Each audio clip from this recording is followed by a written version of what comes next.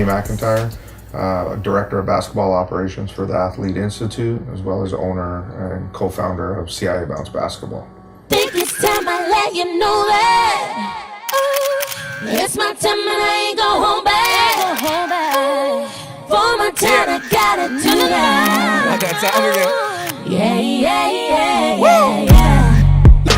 With the first pick in the 2014 NBA Draft, the Cleveland Cavaliers select Andrew Wiggins from Toronto. Anthony Bennett of Toronto, Canada. Tristan Thompson from Toronto, Canada. The Denver Nuggets select Jamal Murray from Kitchener, Canada.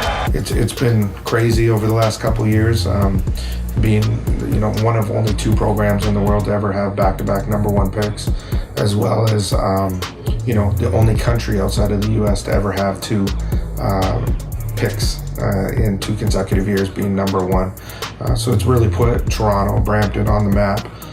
Got over 50 or 60 kids playing Division I basketball. Several have gone on, to fulfill their dream of playing the NBA as well. And many of those are from Brampton, although a couple, are from Toronto. So, but really focusing on representing the Toronto GTA area.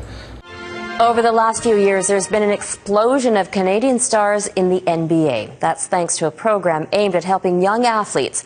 And the man at the helm has made his own sacrifices to give these young hoopsters a chance. Here's Mike Drolet with this week's Everyday Hero. For Tony McIntyre, you can't tell the tales of triumph without first a little Hollywood magic.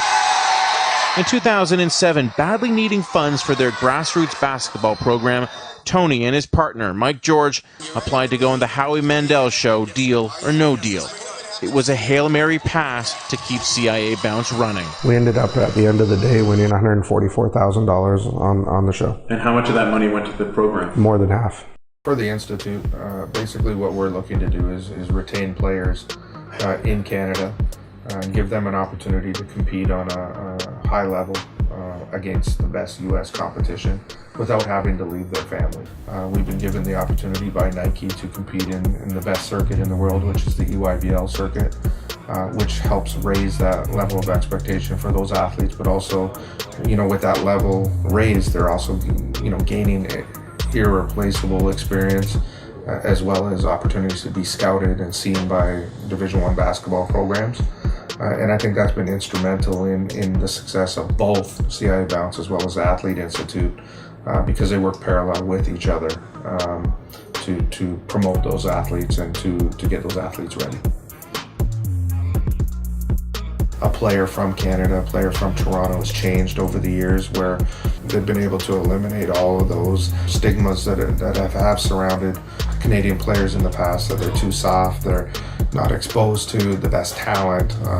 And the players that have gone on to be successful here have taken those challenges and they've escalated it, and they've gone against the top competition, whether it be through the high school seasons now at our prep school and other prep schools, or through the AAU circuit, where they're going head to head with those top talented kids from all over the world. And in turn have gone on to be #1 picks in the NBA, as well as, high draft picks in the NBA, playing, in every kid's dream. What is called the OVO Bounce Tournament now really started back 5 years ago. And we did our first year at Humber College, which is in Toronto.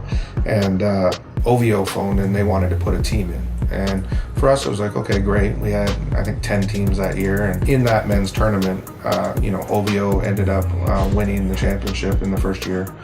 And then Nico and I really started talking about, okay, how can we kind of take this to another level? How can we continue to have OVO's involvement in the tournament?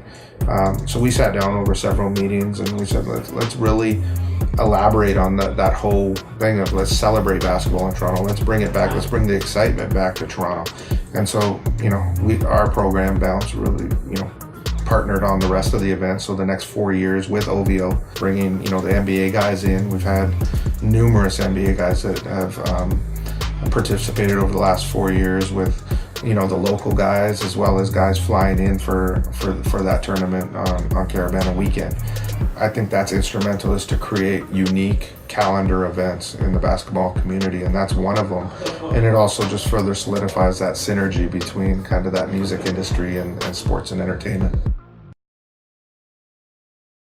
I think the interconnection is from an entertainment standpoint, basketball players want to be hip hop artists and hip hop artists want to be basketball players, and if they can't be each other or at least try, then at least they're connecting on a level that's promoting each other, and they're using those avenues that they've created to assist. So you see a lot more NBA players linked up with hip hop artists or R&B artists, and doing events together, as well as doing concerts or shows, or being a focal point of a show. And that culture is really caught on here in Toronto, where obviously there's Drake and the connection with the Raptors, and I think the synergies between hip hop and athletics, or basketball in particular, it's becoming the urban culture is hip hop and sports. In general, our guys, that have kind of came through, whether it be Corey or Tristan or Tyler or Andrew Nicholson or Nick Stoskis or Wiggins or any of those guys, is I think the one thing that really separates them from a lot of other people is the fact that they do rep Toronto. Even though they may be from Vaughan or Brampton or Mississauga, they're proud that they're from here. And I think that gives everybody else a sense of pride, and they want to come back here and see guys do well and push kids and push other people to achieve their dreams, because I think growing up they were always told they couldn't do it. Think it's time I let you know that